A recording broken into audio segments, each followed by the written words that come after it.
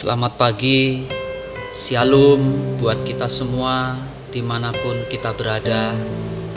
Renungan pada pagi hari ini terambil di dalam kitab Kisah Para Rasul pasal 16 ayat 19 sampai dengan 40. Saya beri judul Pertobatan Kepala Penjara di Filipi. Kisah ini berawal dari Paulus dan Silas ketika ada dalam penjara. Begitu besarnya hukuman yang ditimpakan kepada mereka, walaupun tanpa diadili, sehingga untuk mereka diberikan pengawalan khusus. Kepala penjara diancam dengan nyawa jika Paulus dan Silas lari dari tahanan itu. Namun waktu tengah malam, Paulus dan Silas berdoa dan menyanyikan puji-pujian kepada Allah di dalam penjara. Dan Tuhan memberikan gempa dan membuka belenggu mereka. Tetapi di dalam ayat 28 dikatakan bahwa Paulus dan Silas tidak keluar dari penjara itu. Mengapa begitu? Mengapa mereka tidak segera pergi dan lari keluar selagi ada kesempatan? Mengapakah Tuhan mengirimkan gempa, membongkar pintu penjara, dan melepaskan belenggu Paulus dan Silas? Tuhan melakukan itu supaya kepala penjara beserta keluarganya mendengarkan berita Injil. Tuhan berencana mempertobatkan banyak orang di Makedonia. Dan ternyata kepala penjara beserta keluarganya adalah salah satunya.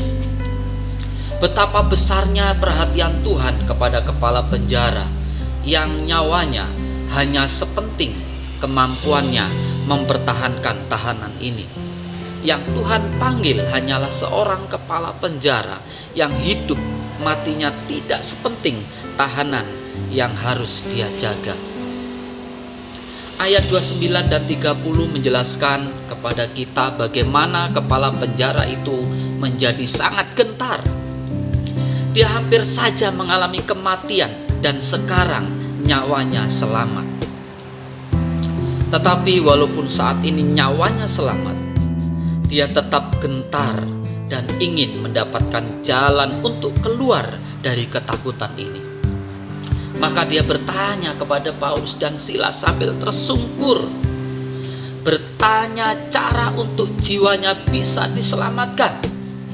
Entah besok atau bulan depan, atau beberapa tahun lagi, entah kapan, dia tetap harus berhadapan dengan maut kembali.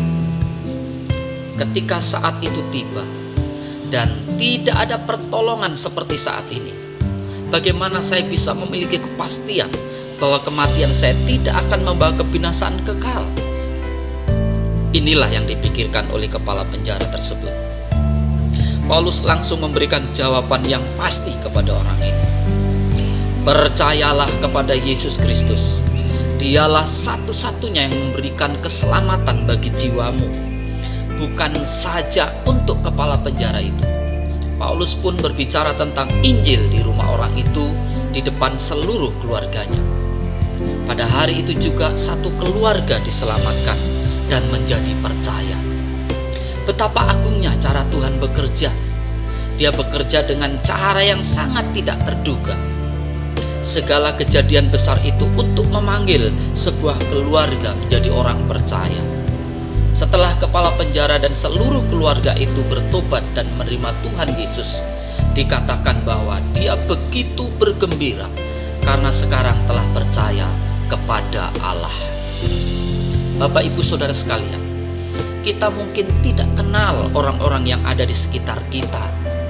Tetapi walaupun kita tidak mengetahui, kita dituntut untuk memikirkan hal ini dan mempersiapkan diri kita.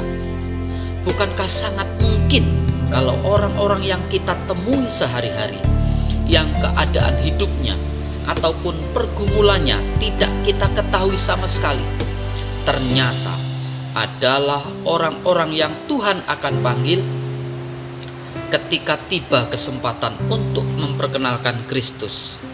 Biarlah kita peka dan tidak mengabaikannya.